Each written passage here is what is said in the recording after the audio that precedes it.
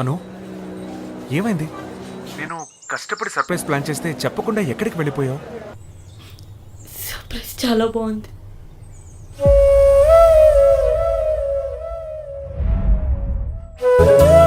తాకట్లో ఉన్న మీ అమ్మ గాజులు నీ పుట్టినరోజును విడిపించాలనుకున్నావు. నీ కళ్ళల్లో ఆనందం నేను చూడాలనుకున్నా. కానీ నా దగ్గర డబ్బులు లేవు.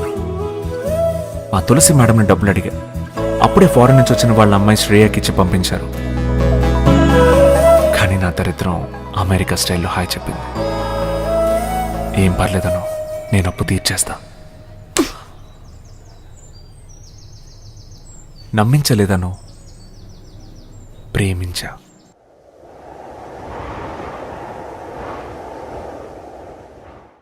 నా హృదయమే తట్టుకోలేదే పట్టనట్టు పక్కనెట్టకే నా ప్రేమని.